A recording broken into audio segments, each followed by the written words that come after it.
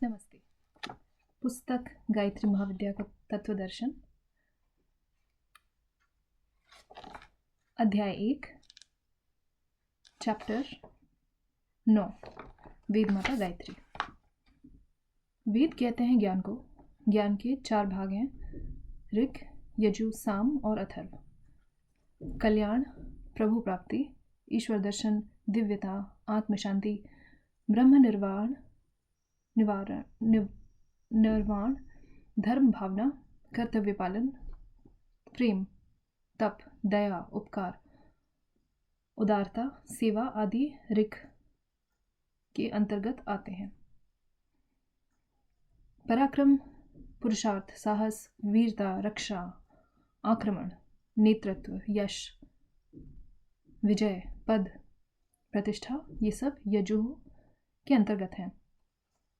क्रीड़ा, विनोद, मनोरंजन, संगीत, कला, साहित्य, स्पर्श, इंद्रियों का स्थूल भोग तथा उन भोगों का चिंतन, प्रिय कल्पना, खेल, गतिशीलता, रुचि, तृप्ति आदि को साम के अंतर्गत लिया जाता है। धन, वैभव, वस्तुओं का संग्रह, शास्त्र, औषधि, अन्न, वस्त्र, धातु, गृह, वाहन, भृत्य आदि सुख साधनों की सामग्रियां अथर्व की परिधि में आती हैं। किसी भी जीवित प्राणधारी को लीजिए, उसकी सूक्ष्म और स्थूल, बाहरी और भीतरी क्रियाओं और कल्पनाओं का गंभीर एवं वैज्ञानिक विश्लेषण कीजिए। प्रतीत होगा कि इन्हीं 4 क्षेत्रों के अंतर्गत उसकी समस्त चेतना परिभ्रमण कर रही है। ऋग यानी कल्याण, यजु यानी पौरुष, साम यानी क्रीड़ा, अथर्व अर्थ। इन 4 दिशाओं के अतिरिक्त प्राणियों की ज्ञान धारा और किसी ओर प्रवाहित नहीं होती। ऋग को धर्म, यजु को मोक्ष, साम को काम, अथर्व और अर्थ भी कहा जाता है। यही 4 ब्रह्मा के मुख हैं। ब्रह्मा को चतुर्मुखी इसीलिए कहा गया है कि वे एक मुख होते हुए भी 4 प्रकार की ज्ञान धारा का निष्क्रमण करते हैं। वेद शब्द का अर्थ है ज्ञान।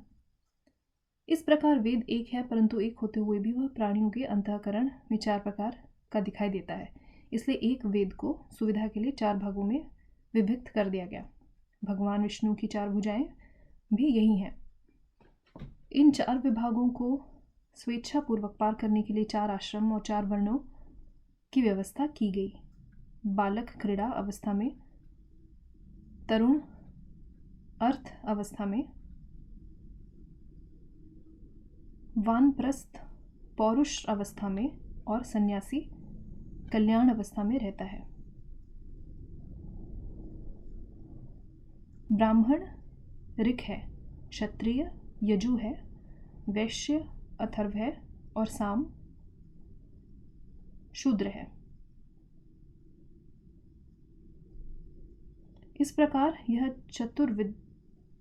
चतुर्विध विभागीकरण हुआ है।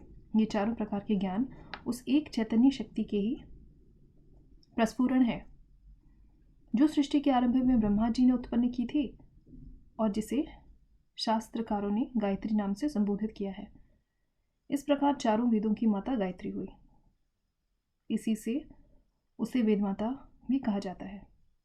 जिस प्रकार जल तत्व को बर्फ, भाप, बादल, ओस, कोहरा आदि, वायु, हाइड्रोजन, नाइट्रोजन तथा पतले पानी के 4 रूपों में देखा जाता है, जिस प्रकार अग्नि तत्व को ज्वलन, गर्मी, प्रकाश तथा गति के रूप में देखा जाता है, उसी प्रकार एक ज्ञान गायत्री के 4 वेदों के रूप में दर्शन होते हैं।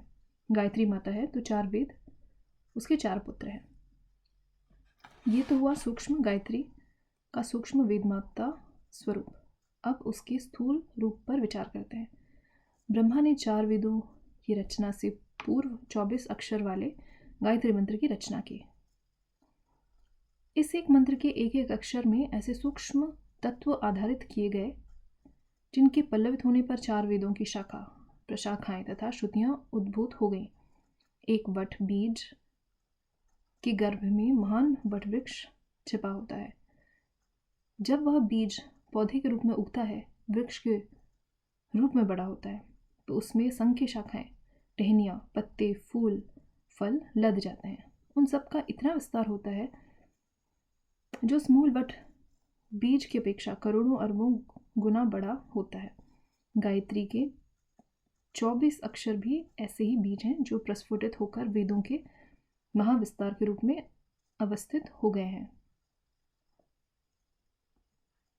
व्याकरण शास्त्र का उद्गम शंकर जी के वे 14 सूत्र हैं जो उनके डमरू से निकले थे। एक बार महादेव जी ने आनंद मग्न होकर अपना प्रिय वाद्य डमरू बजाया। उस डमरू में से 14 ध्वनियाँ अयोण, त्रलक, औड, एओच, है वरट, लण आदि निकली। इन 14 सूत्रों को लेकर पाणिनि ने महाकाव्य करण शास्त्र रच डाला। उस रचना के पश्चात उसकी व्याख्याएं होते होते आज इतना बड़ा व्याकरण साहित्य प्रस्तुत है जिसका एक भारी संग्रहलन बन सकता है।